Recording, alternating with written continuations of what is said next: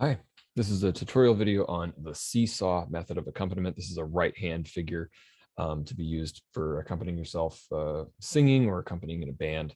It's a very simple technique that you can get a lot of mileage out of. So say we're working with the chord progression, 1, 5, 6, 4. We're going to do it in C major, C, G, A minor, and F, right?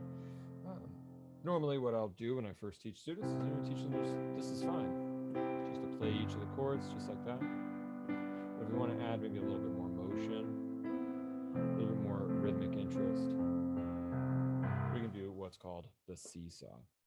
So the seesaw breaks up the chord into two parts, the middle note and the high note, and then the low note, the bass note of each chord, the bottom note of each chord. So mid, high, and low. So when you're on C major, it's going to be E and G down to C, like that. Now the reason we call this the seesaw is because if you're doing this correctly, you should have just a little bit. It doesn't need to be anything ridiculous like this, but you should have just a little bit of motion in the hand itself, right? So what I often see a lot of times when students are doing this for the first time is that we push down with our fingers like this. I'm going to try to avoid that. Those are just muscles that you don't really need to be using to play the piano, believe it or not. At least not in this style of playing. This is really like much more of a wrist hand rotation of the arm kind of thing. That's why we call it the seesaw, because it kind of goes up and down. You can even see in the video actually a little bit that my hand is sort of going up and down, as opposed to this. If you're just pushing with your fingers, it's going to look very static. Not that. Anyway, posture rant over. So then you just do that. I mean, you just go high, mid, and then down to low. High, mid, low, high, mid, low. And oftentimes I like to think about this as like eighth notes instead of quarter notes. So it would be like 1, 2, 3, 4, 1, 2, 3, 4, 1, right? So then if we take it through the chord progression, it's just the same thing. We go down to G, well, our high mid's going to be B and D, and then low is going to be G. So G, and then same thing on A minor. C and A down to, or C and E down to A. With high mid is C and E, and down to A. And for F major is going to be A and C, and then down to F.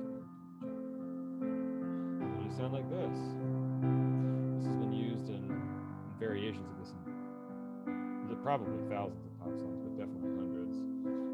Ones that come to mind are like Someone Like You by Adele. Might even use the same chord progression, I think. Don't Stop Believin' is a version of it. That kind of thing there. Even Imagine by John Lennon, they do it a little bit differently, but it's the same basic idea. Fool on the Hill by the Beatles, that's not really a song that people know, but this is a ton of pop music. This is just how pop piano players accompany. And the cool thing about it is it can be applied to all different types of chords, not just, I just did triads and root position.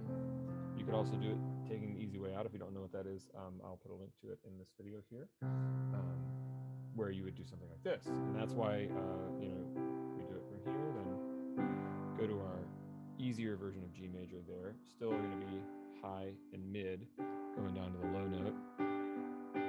Same thing here with the A minor. So you can get, like I said, a lot of mileage out of this. This is a very cool technique. And then if we start it up here in first inversion C,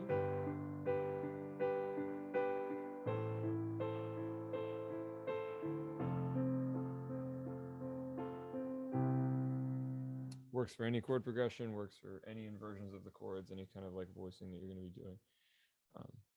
So go try it today and elevate your pop playing.